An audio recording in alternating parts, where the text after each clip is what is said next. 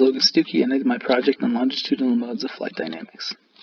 So during steady state, an aircraft will often experience some kind of disturbance that causes the plane to experience an up and down motion along its longitudinal axis. These characteristic oscillations are called the short period and phugoid modes. The short period is a heavily damped oscillation that rapidly changes pitch, and the phugoid is an oscillatory, weakly damped exchange between kinetic energy and potential energy. Predicting and modeling its behavior is critical to properly designing flight control systems. We begin by looking at the different states that define the movements of an aircraft with reference to the longitudinal axis, u, w, q, and theta, where u is the velocity parallel to body axis, w is the velocity perpendicular to body axis, q is the pitch rate, and theta is the pitch angle.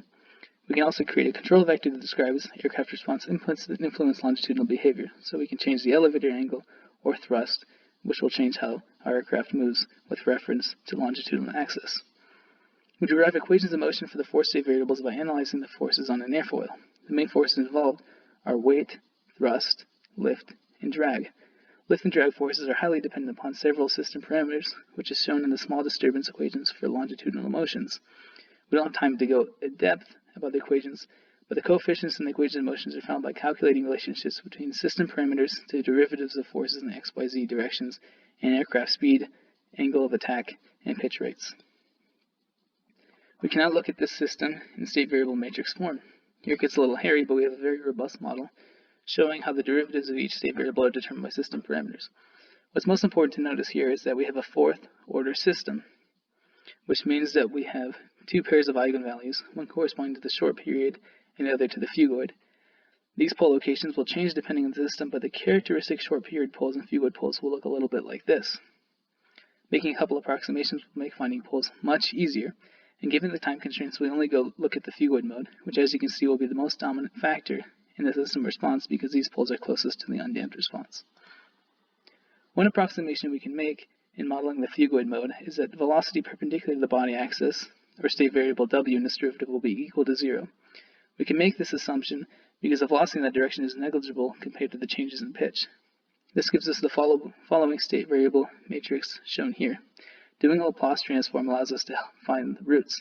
We plug in values for x sub u and z sub u, and we find that the roots give us this complex pair, where g is gravity, u sub 0 is the initial speed, and this is our drag to lift ratio. Let's look at how this will look on the imaginary and real axis for our roots. Plotting the poles helps us see that this gives us an underdamped response. This is characteristic of the phugoid mode, which has very low damping ratio and will very slowly converge to a steady state. Let's say we have a Boeing 747-400 with an initial speed of 250 meters per second and this drag to lift ratio. We can calculate omega, the damping ratio, and we find that the period is 113.3 seconds. So in just under 2 minutes, this will complete one oscillation, or one phase. We compare that to MATLAB using our state variable matrix form, and we can find that this completes one phase in the time that we calculated. We can also see how theta changes over time in the system. Let's compare this to how it actually looks in a real aircraft.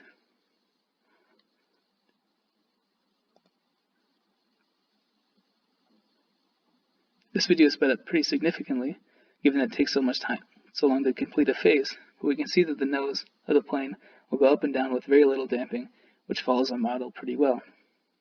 So the key takeaways are that disturbances during steady flight can cause aircraft to experience oscillatory behavior demonstrated by the short period and phugoid responses. The period of the phugoid is inversely proportional to the flight velocity, and the damping ratio is proportional to the drag to lift ratio, which will be very small for efficient flight vehicles.